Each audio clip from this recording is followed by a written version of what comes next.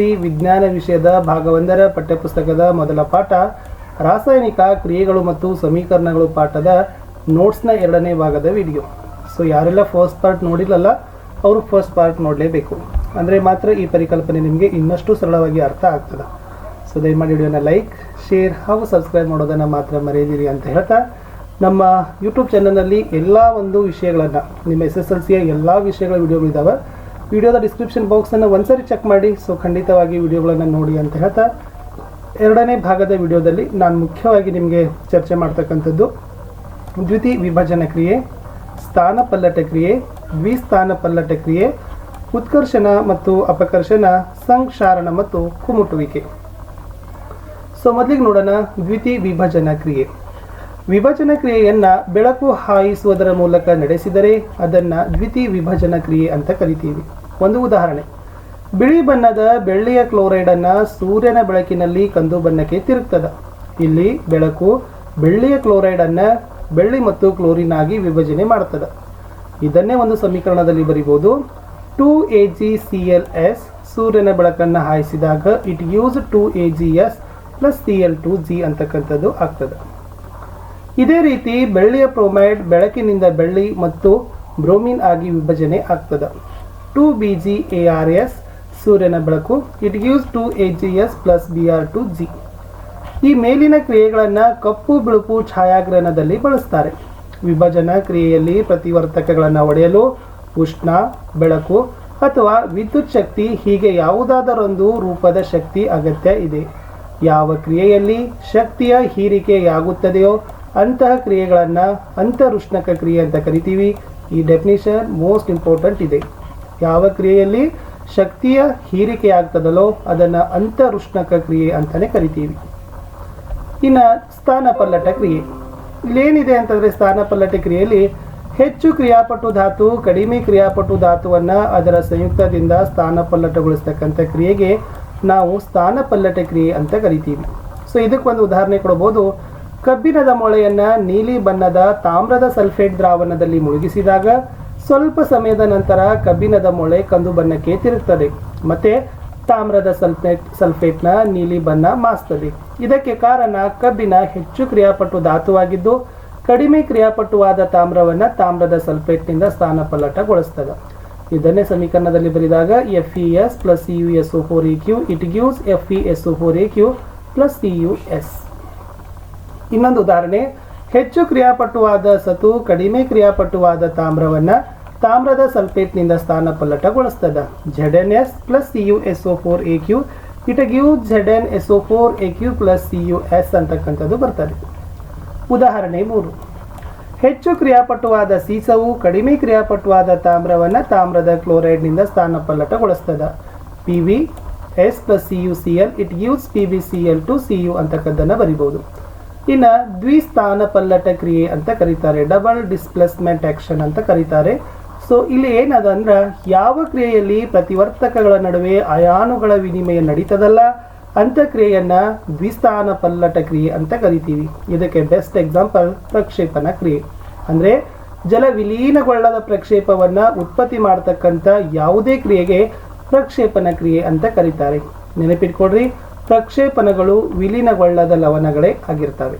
ಉದಾಹರಣೆ, ಈ ಬೇರಿಯಂ ಕ್ಲೋರೈಡನ್ನು ಮತ್ತು ಸೋಡಿಯಂ ಸಲ್ಫೇಟ್ ದ್ರಾವಣಗಳ ಮಿಶ್ರಣ ನೀರಿನ ಜೊತೆ ವರ್ತಿಸಿ ಬಿಳಿಯಾದ ಬೇರಿಯಂ ಸಲ್ಫೇಟ್ ಪ್ರಕ್ಷೇಪವನ್ನು ಹಾಗೂ ಸೋಡಿಯಂ ಕ್ಲೋರೈಡನ್ನು ಕೊಡ್ತದೆ.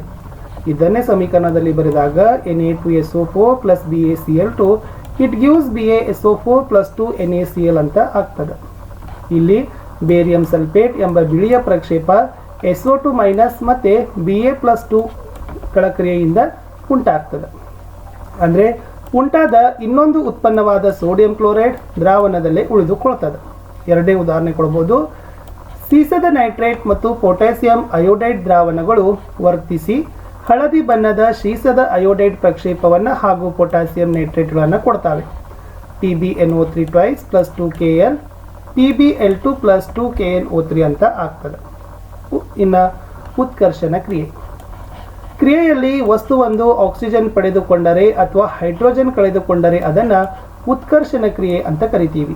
ಉದಾಹರಣೆ, ತಾಮ್ರವನ್ನು ಕಾಯಿಸಿದಾಗ ಅದರ ಮೇಲೆ ಕಪ್ಪು ತಾಮ್ರದ ಆಕ್ಸೈಡ್ನಿಂದ ಲೇಪಿತವಾಗಿರ್ತದೆ. ಇದಕ್ಕೆ ಕಾರಣ ತಾಮ್ರದೊಂದಿಗೆ ಆಕ್ಸಿಜನ್ ಸೇರಿ ತಾಮ್ರದ ಆಕ್ಸೈಡ್ ಉಂಟಾಗ್ತದೆ. 2Cu ಪ್ಲಸ್ O2 ಉಷ್ಣ ಇಟ್ ಗಿವ್ಸ್ 2CuO ಅಂತ ಆಗ್ತದೆ. ಅಂದರೆ ಈ ಕ್ರಿಯೆಯಲ್ಲಿ ತಾಮ್ರ ಆಕ್ಸಿಜನ್ ಪಡೆದುಕೊಂಡು ಉತ್ಕರ್ಷಣಗೊಂಡಿದೆ, ಅದೇ ಉತ್ಕರ್ಷಣ ಆಗ್ತದೆ. ಇನ್ನು ಉತ್ಕರ್ಷಣ ಮತ್ತು ಅಪಕರ್ಷಣ ಕ್ರಿಯೆಯಲ್ಲಿ ಒಂದು ಪ್ರತಿವರ್ತಕ ಉತ್ಕರ್ಷಣಗೊಂಡು ಮತ್ತೊಂದು ಪ್ರತಿವರ್ತಕ ಅಪಕರ್ಷಣಗೊಂಡರೆ ಅದೇ ಕ್ರಿಯೆಗೆ ಉತ್ಕರ್ಷಣ ಅಪಕರ್ಷಣ ಕ್ರಿಯೆ ಅಥವಾ ರೆಡಾಕ್ಸ್ ಕ್ರಿಯೆ ಅಂತ ಕರೀತಾರೆ. ಸೊ ಇದು ನೀವು ಬಾಯ್ಹೆಟ್ ಹಾಕಲೇಬೇಕು, ಇದು ನಿಮ್ಮ ಎಕ್ಸಾಮ್ಗೂ ಕೂಡ ಬರ್ತದೆ. ಕ್ರಿಯೆಯಲ್ಲಿ ಒಂದು ಪ್ರತಿವರ್ತಕ ಉತ್ಕರ್ಷಣಗೊಂಡು ಮತ್ತೊಂದು ಪ್ರತಿವರ್ತಕ ಅಪಕರ್ಷಣಗೊಂಡರೆ ಆ ಕ್ರಿಯೆಗೆ ಉತ್ಕರ್ಷಣ ಅಪಕರ್ಷಣ ಕ್ರಿಯೆ ಅಥವಾ ರೆಡಾಕ್ಸ್ ಕ್ರಿಯೆ ಅಂತ ಕರಿತೀವಿ. ಇದಕ್ಕೊಂದು ಬೆಸ್ಟ್ ಎಕ್ಸಾಂಪಲ್ ಏನಪ್ಪ ಅಂದರೆ, ಬಿಸಿಯಾಗಿರುವ ತಾಮ್ರದ ಆಕ್ಸೈಡ್ನ ಮೇಲೆ ಹೈಡ್ರೋಜನ್ ಅನಿಲವನ್ನು ಹಾಯಿಸಿದಾಗ ಅಲ್ಲಿ ಹಿಮ್ಮುಖ ಕ್ರಿಯೆ ನಡೆದು ಮೇಲ್ಮೈ ಕಪ್ಪು ಲೇಪನ ಕಂದು ಬಣ್ಣಕ್ಕೆ ತಿರುಗ್ತದೆ ಮತ್ತು ತಾಮ್ರನೂ ಕೂಡ ದೊರಕ್ತದೆ. ಅಂದರೆ ಈ ಕ್ರಿಯೆಯಲ್ಲಿ ತಾಮ್ರದ ಆಕ್ಸೈಡ್ CuO ಆಕ್ಸಿಜನ್ ಕಳೆದುಕೊಳ್ತದೆ ಮತ್ತು ಅಪಕರ್ಷಣಗೊಳ್ತದೆ. ಹೈಡ್ರೋಜನ್ H ಆಕ್ಸಿಜನ್ ಪಡೆದುಕೊಂಡಿದೆ ಮತ್ತು ಉತ್ಕರ್ಷಣಗೊಳ್ತದೆ. ಉದಾಹರಣೆ 2, ZnO plus C it give Zn plus CO. ಉತ್ಕರ್ಷಣಗೊಂಡ ವಸ್ತು C, ಅಪಕರ್ಷಣಗೊಂಡ ವಸ್ತು ZnO. ಇನ್ನು ಅಪಕರ್ಷಣ ಕ್ರಿಯೆಯಲ್ಲಿ ವಸ್ತುವೊಂದು ಹೈಡ್ರೋಜನ್ ಪಡೆದುಕೊಂಡರೆ ಅಥವಾ ಆಕ್ಸಿಜನ್ ಕಳೆದುಕೊಂಡರೆ ಅದೇ ಕ್ರಿಯೆಗೆ ಅಪಕರ್ಷಣ ಅಂತ ಕರಿತೀವಿ. ಅಂದರೆ